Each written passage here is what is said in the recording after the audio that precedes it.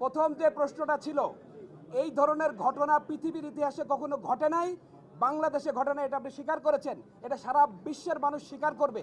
এরকম নিরাপত্তাহীনতায় একজন ডাক্তার কিভাবে নিজেকে অরক্ষিত রেখে ইমার্জেন্সিতে সেবা দেয়, সেই জন্য আমরা শুধু ডাক্তার না, রোগী নিহত হয়েছে, ডাক্তাররা মার খেয়েছে, ভাঙচুর হয়েছে। এখানে আমার নিরাপত্তা কোথায়? আমি নিজেকে কি আমি আর এই একই সাথে ঘটনাগুলো দেখেন, সোহরাওয়ার্দী হসপিটালে সকালে, মুগ্ধা হসপিটালে বিকালে একই ধরনের নিটরে ঘটনা। সারা বাংলাদেশে এভাবে ইমার্জেন্সিতে আক্রমণ করা হচ্ছে এবং ডাক্তারদের নিরাপত্তা শূন্যের কোঠায়, নেগেটিভ। আপনি আমার জীবনের নিরাপত্তা দিতে পারবেন? তাহলে আমি ইমার্জেন্সি সেবা দেবো। আপনি বলেন, বাংলাদেশের মানুষ বলুক, বাংলাদেশ সরকার বলুক, আমার জীবনের নিরাপত্তা দিবে, আমি ইমার্জেন্সি সেবা দেবো।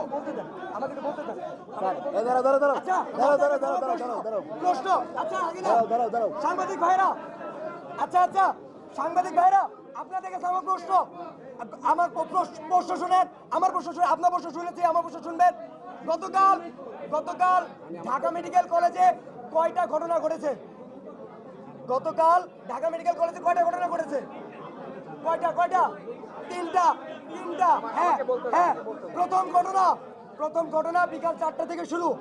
বিউবিটির কয়েকজন এসে মারলো, তারপরে 4 ঘন্টা মিটিং হয়েছে। আমরা তারপরে 2 দফা দাবি জানিয়েছিলাম, নিরাপত্তা দিবে, জরুরি সেবা চালু থাকবে। ছিল সেনাবাহিনী রাত 10টায় আসার কথা, আসতে কখন? রাত 12টায়। রাত 12টায় আসার পরে চাপাতি দিয়ে মারা হয়েছে। কি দিয়ে মারা হয়েছে? চাপাতি, ছবি লাগলে আমি দিব আপনাকে। চাপাতি দিয়ে মারা হয়েছে। তারপরে ইয়মকে মারা হয়েছে।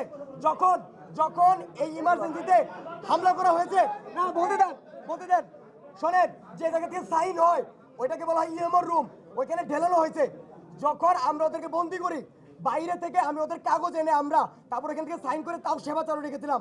আমাদের ওই জায়গায় আমরা কন্টিনিউয়াস হামলা হচ্ছিল, আপনার ছবি দেখেছেন। কন্টিনিউয়াস হামলা হওয়ার পরেও আমরা কি করেছি? সেবা দিয়েছি। ডাক্তারদের সমস্যা কি জানেন?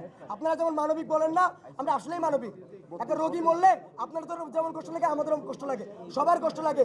ডাক্তারদের সমস্যা কি জানেন? তারা লুকিয়ে চিকিৎসা দেয়, এই লুকিয়ে চিকিৎসাটা দেওয়া তো সমস্যা। আমি দ্বিতীয় প্রশ্নের উত্তরটা দিব আপনার। আমরা যে দুইটা দাবি করেছি, সেই দুইটা দাবি চিকিৎসকদের এই নিরাপত্তাহীনতার পার্মানেন্ট সলিউশন আপনারা বুঝতে পেরেছেন। নাম্বার 1, স্বাস্থ্য সেক্টরে প্রতিটা হসপিটালে স্পেশাল স্বাস্থ্য পুলিশিং ব্যবস্থা।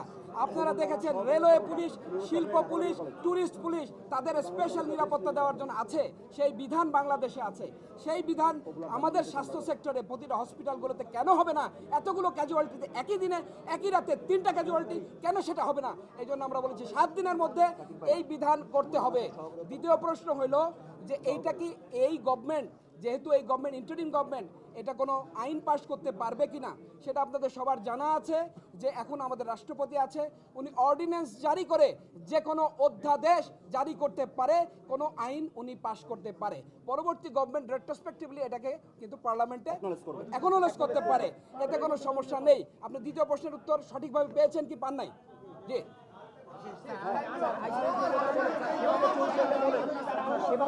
আর একটা কথা বলি,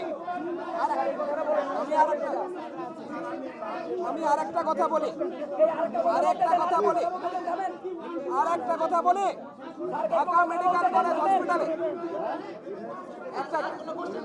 আমি একটা উত্তর দিব।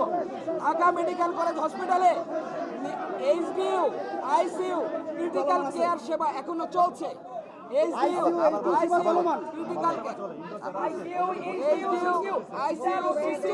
সমস্ত ক্রিটিক্যাল কেয়ার সেবা চলছে। আবার বলুন। আমি আপনাদেরকে বলি,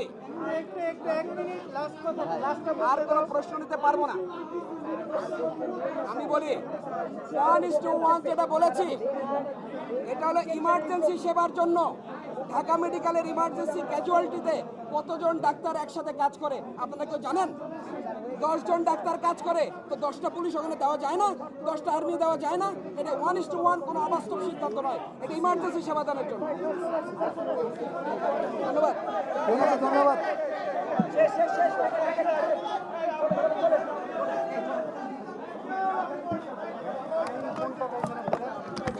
খাইন